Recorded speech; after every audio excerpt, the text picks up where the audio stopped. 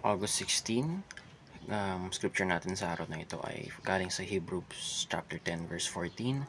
For by one sacrifice He has made perfect forever those who are being made holy. Magandang umaga, gabi o tanghali, hapon man. Kung anong panahon man nyo man pinapunan ito, maligayang araw sa inyo. Ako po si Ranjan M. Lumbang, ito ang aking daily devotion para sa araw na ito at ang tatalakayan nating paksa ay tungkol sa totoo ba ang purgatory at ano ang konsepto ng purgatory. Agad po tayong dumako sa ating konsepto na purgatory is a temporary state for souls who die in God's grace but still need purification from venial sins or temporal punishment. These souls have assured salvation and will enter heaven once fully cleansed. It is not a second chance for the damned, but the final stage in the journey to glory. The living can assist these souls through prayers, masses, and indulgences, helping hasten their purification and entry into the eternal joy of God's presence. So, agad po natin kailangan tignan dito yung aspeto na purgatory, na yung hindi po kagaya ng isang paniniwala natin na, or rather, explain ko muna yung purgatory. Yung purgatory po, naniniwala po sila, na kung sakaling namatay ka na po at yung espiritu mo ay mapupunta sa isang area or na demon dimension, pero considered din afterlife kung saan na ang kaluluwa mo ay mapupunta sa purgatory. Ang mga na nandito sa purgatory ay mga may assured salvation. Ano ibig sabihin nito? Itong mga tao na mayroong kasiguraduhan na sila ay ligtas at pupunta sa langit. Ngunit, kailangan nilang muna manatili doon upang ma-purge, mapurga ang kanilang mga kasalanan na natira. No?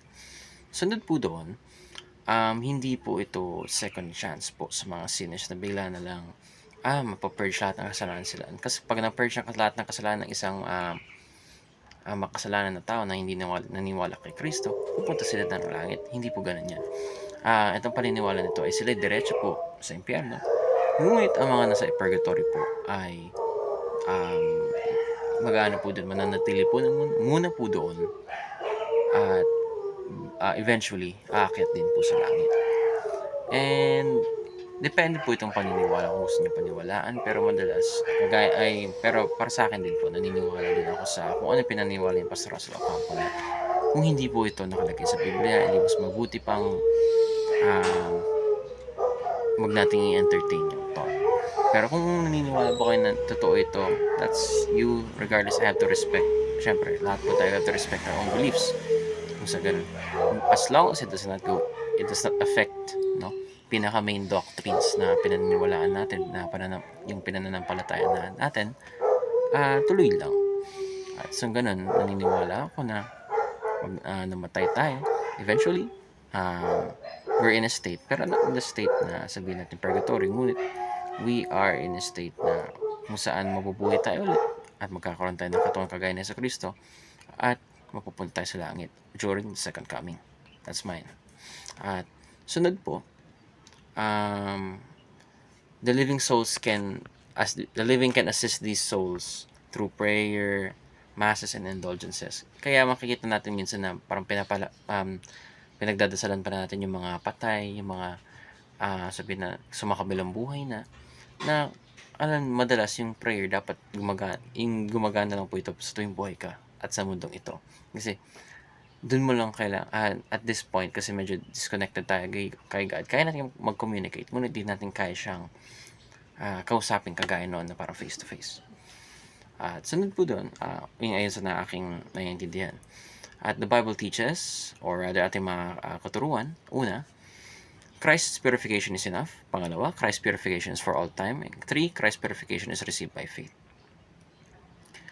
Ang mga katuruan na ito po, ang Christ's purification is enough kung ang Diyos Ama ay binigay niya si Kristo, ang buntong anak. No? At sa ganun, siya ang sapat na sacrifice kung saan naniniwala tayo kagaya ng atonement, or na kung saan ginagamit ang isang lamb or something without blemish, something that the best na pwede ma-offer sa Panginoon upang mabayad muna natin ating mga kasalanan, ma-repay muna natin, ma-atone natin ating mga kasalanan. At sa ganun, si Yesu Kristo ang pinaka-perfect atonement kung saan ang lahat ng kasalanan natin ay nabura. Hindi naman nabura, ngunit na sabihin natin, inangkin niya at binayaran niya lahat. Ganong klaseng nabura. Hindi po ito biglang nawala na never existed. No, it existed. Ngunit dahil siya ay patas at sabihin natin fair ng Diyos, ang nangyari, kailangan niyang i-punish yung sin, kailangan niya i-punish yung mga masama. Kaya ang nangyari, inangkin ng Panginoon ang lahat ng masama na kasalanan sa nakaraan, ngayon at sa kinabukasan po, kung saan lahat tayo na nananampalataya sa Kanya ay ligtas dahil makikita ng Diyos Ama ay ang anak niya si Jesucristo sa atin, no? Made righteous. At sunod, Christ's purification is for all time. Kagaya na sinabi ko, ito yung sa past, present, and future. Kung ano man ginawa mo kasalanan ngayon, noon, at magpakailanman. Lahat po iyan considered foreseen ng Panginoon na gagawin mo yung kasalanan na yan. Hindi mo ibig sabihin na may pagkatapos mo tanggapin si Jesucristo, yung sunod na kasalanan mo, hindi ka na pupunta sa langit. No. Lahat ng kasalanan mo ay pinatawad na ng Panginoon. Sunod, Christ's purification is received by faith. Na paano po natin nakuha yung purification ng Panginoon? Simple lamang. Simple pero mahirap. No? Ito ay paniwalaan o pananampalanayan natin ang ating Jesucristo na namatay sa cross ng Kalbaryo para sa ating mga kasalanan. Kailangan mo maniwala na para sa kagaya mo, ang Diyos ay nagkatawang tao upang maligtas ka. And you make Him your Lord and Savior. No? At ayun lamang. Salamat po sa pakikinig, o kung natapos niyo man yung video dito, salamat din talaga. Sana meron po kayo na punot na aral at magamit niyo po ito sa pang-araw-araw niyong buhay. Ayun lamang. Salamat at mabuhay.